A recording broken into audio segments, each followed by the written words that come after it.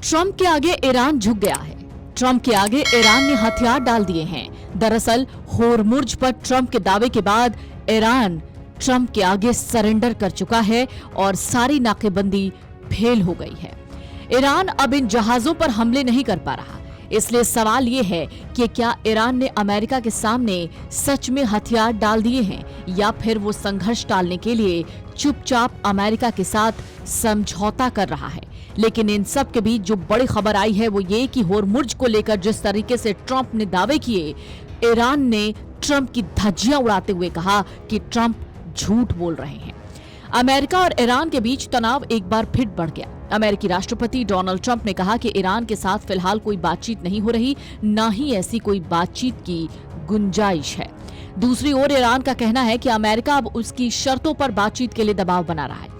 इसी बीच straight of Hormuz को लेकर भी तनाव बढ़ गया। मिसाइल हमले के आरोप, समुद्री नाकेबंदी, व्यापारिक प्रतिबंध और तेल की बढ़ती कीमतों ने पूरे इलाके की चिंता बढ़ा दी है। अमेरिकी राष्ट्रपति ट्रंप ने कहा कि ईरान के साथ ना तो कोई बातचीत चल रही है, ना फिलहाल कोई बातचीत होनी है। ट्रंप ने यह भी कहा कि अमेरिकी नौसैनिक नाकेबंदी पूरी तरीके से लागू है और स्ट्रेट ऑफ होर्मुज में बिछाई गई बारूदी सुरंगों को साफ कर दिया गया है। लेकिन एक रिपोर्ट के मुताबिक ईरान के विदेश मंत्री अब्बास अरागची ने अमेरिका के रुख पर पलटवार किया। उन्होंने कहा, ईरान को सरेंडर करने के लिए मजबूर करने में नाकाम रहने के बाद अमेरिका अब तेहरान की शर्तों पर बातचीत के लिए गिड़गिड़ा रहा है। ईरान का कहना है बातचीत तभी आगे बढ़ सकती है जब उसकी शर्तों को स्वीकार किया जाए। लेकिन इन सब के बीच खबर यह भी है कि ट्रंप के आगे ईरान ने हथियार डाल दिए हैं। तो क्या ये वाकई सच है? होर्मुज स्ट्रेट से ईरान की पकड़ ढीली हो चुकी है और युद्ध शुरू होने के समय वो जिस तरह से इस समुद्री रास्ते को कंट्रोल करता था, अब कर नहीं पा रहा है। एक रिपोर्ट के मुताबिक आपको बता दें कि ऐसा लग रहा है कि ईरान ने इस होर्मुज पर अपना कंट्रोल कम से कम आंशिक रूप से तो खो ही दिया है। ये बदलाव इसलिए महत्वपूर्ण है क्योंकि केपलर ने अपनी एक रिपोर्ट में बताया है कि 1 महीने पहले ओमान वाले रास्ते पर शिपिंग की कोई गतिविधि नहीं के बराबर थी।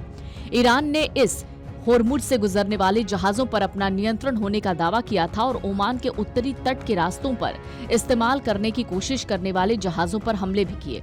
लेकिन खतरों के बावजूद कई जहाज अब सुरक्षा के लिए अमेरिकी नौसेना की मौजूदगी पर भरोसा करते हुए ओमान की तरफ वाले रास्ते का इस्तेमाल कर रहे हैं।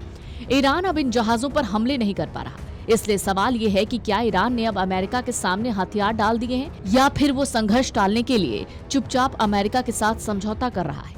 ईरान ने होर्मुज से गुजरने वाले जहाजों से टोल टैक्स वसूलना शुरू कर दिया था, लेकिन अब जहाज बिना कोई शुल्क दिए इस समुद्री रास्ते से गुजर रहे हैं। ईरान इस रास्ते से गुजरने वाले जहाजों पर शुल्क नहीं लगा पा रहा है।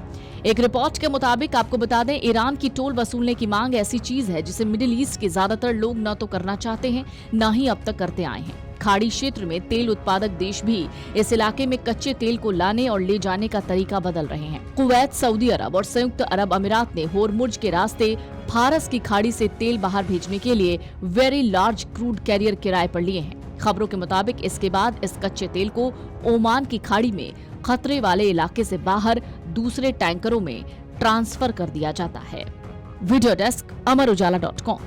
अगर आप ये वीडियो YouTube पर देख रहे हैं तो हमारे चैनल को सब्सक्राइब कर बेल आइकन दबाएं और Facebook पर देख रहे हैं तो हमारे पेज को लाइक करें।